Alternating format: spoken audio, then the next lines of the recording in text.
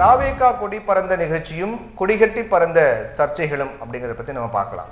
தமிழக வெற்றி கழகத்தின் கொடி அறிமுக நிகழ்ச்சியை ஒட்டி ஒரு வரலாற்று நிகழ்வை ஜனநாயக நாட்டில் இருக்கக்கூடிய நாம் புரிந்து கொள்ள வேண்டிய அவசியம் இருந்தது. இங்கிலாந்து நாடாளுமன்றத்தை பற்றி நகைச்சுவையாக ஒரு கருத்தை சொல்லுவாங்க.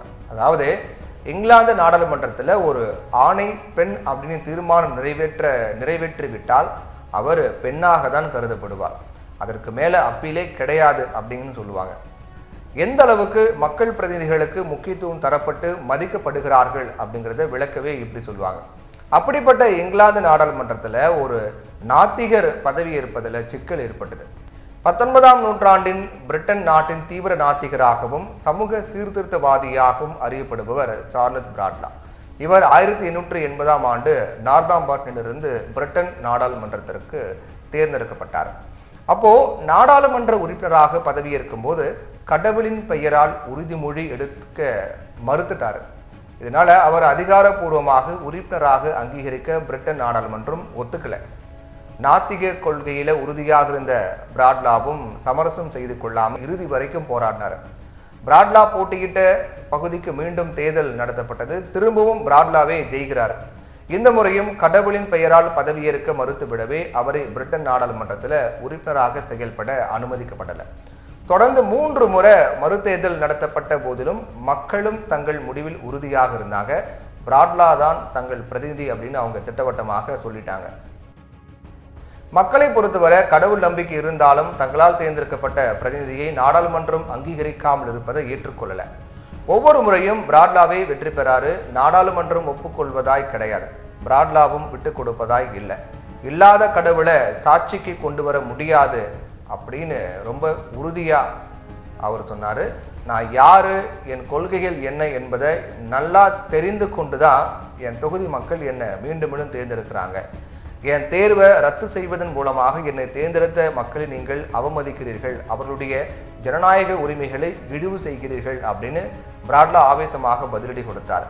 இதை புரிந்து கொண்ட இங்கிலாந்து நாடாளுமன்றம் 1886ஆம் ஆண்டு கடவுளின் பெயரால் என்பதற்கு பதிலாக உளமாற அல்லது மனசாட்சியின்படி உறுதிமொழி கூறி பதவியேற்க பிராட்லாவுக்கு அனுமதி வழங்கியது. அதைத் தொடர்ந்து பிராட்லாவின் முயற்சியால் 1888ஆம் ஆண்டு பிரிட்டன் பொது சபை இதற்கான சட்டத்தை நிறைவேற்றினாங்க.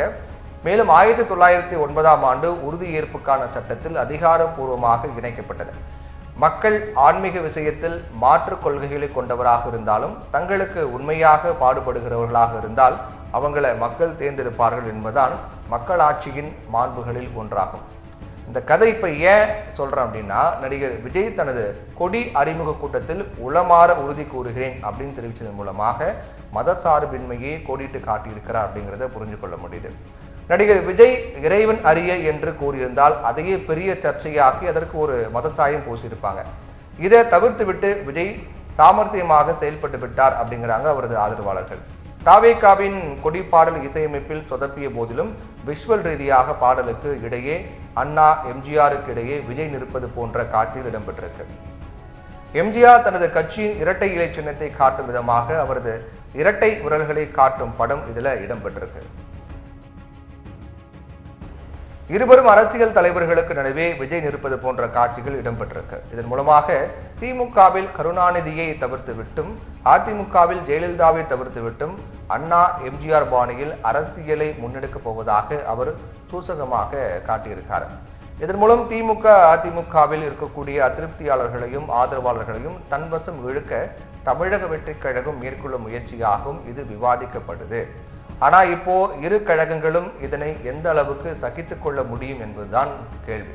இந்த நிகழ்வில் ஏற்பட்ட அடுத்த சர்ச்சை விஜயுடைய பெற்றோர்கள் கலந்துக்கிட்டாங்க. மாணவ மாணவிகள் மத்தியிலும் சரி, ரசிகர்கள் மத்தியிலும் சரி, எப்போது விஜய் பேசினாலும் தாய் தந்தையரை கவனித்துக் கொள்ளுங்கள் அப்படின்னு அறிவுறுத்துவார்.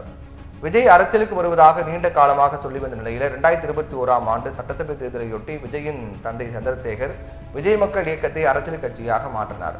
இது விஜய்க்கு கோபத்தை ஏற்படுத்தியது. அரசியலுக்கு வருவதற்கான நேரம் வரும் வரை சற்று பொறுமையாக இருக்குமாறு விஜய் கூறியும் தந்தை இந்த மாதிரி செய்து விட்டாரே அப்படின்னு விஜய் கோபப்பட்டார். அதோட விடலை, தந்தையை எதிர்த்து வழக்கம் கூட போட்டார். பின்னர் விஜய் தாய் தந்தையினுடன் ஒட்டாமல் இருந்து வந்ததாக சொல்லப்பட்டது. இதனால விஜயை தனது பெற்றோரை மதிக்கவில்லை அப்படிங்கிற விமர்சனமும் எழுந்துச்சு. இந்நிலையில லியோ பாடல் வெளியீட்டு விழாவில் நடைபெற்ற தமிழக வெற்றி கழகத்திலும் சரி, இந்த நிகழ்வில் தொடர்ச்சியாக தனது தாய் தந்தையரை அழைத்து முன்வரிசையில் அமர்த்தினார் விஜய். ஆனா தனது தாய் தந்தைக்கு கௌரவம் அளிக்கும் விதமாகவே கூப்பிட்டு வந்தாரே தவிர கட்சி ரீதியாக பெரிய முக்கியத்துவம் தரல. இதையடுத்து நடிகர் விஜயின் மனைவி சங்கீதா, மகன் ஜேசன் சஞ்சய் ஆகியோர் வராதது குறித்து இப்போ ஊடகங்கள்ல விவாதிக்கப்பட்டு வருது. கட்சியை வாரிசுகளுக்கான அடையாளமாக காட்ட விஜய் விரும்பாதது இதற்கு காரணமாக இருக்கலாம் அப்படின்னும் அவர் ஆதரவாளர்கள் பேசுகிறாங்க. தாய் தந்தையை அழைக்கவிட்டால் பெற்றோரை மதிக்கவில்லை என்கிற விமர்சனம் எழும் என்பதால் தான் அவர்களை அழைத்து ஒரு பார்வையாளராக மட்டுமே அமர்த்திருக்கிறார் அப்படிங்கிறது இதை புரிஞ்சு கொள்ளலாம் அப்படிங்கிறாங்க. மேலும் குடும்ப விஷயம், அந்தரங்கங்களை அலசும் அநாகரிகங்கள் நமது தமிழக அரசியல்ல சகஜமாக நடைபெற்று வருது. இதையெல்லாம் ஒத்திவைத்து விட்டு ஒரு புதிய கோணம், ஒரு புதிய இளைய தலைமுறை அரசியலில் அடியெடுத்து வைக்கும் போது அதன் கொள்கைகள், கோட்பாடுகள், செயல்பாடுகளை தான் ஆராய வேண்டுமே தவிர அடுத்தவர் வீட்டை எட்டி பார்க்கும் அநாகரிகங்களை கடைபிடிக்க கூடாது. இனியாவது தமிழக அரசியலில் நாகரிகம் தடை தோங்க வேண்டும் அப்படிங்கிறதான் அனைவருடைய வேண்டுகோளா இருக்கு.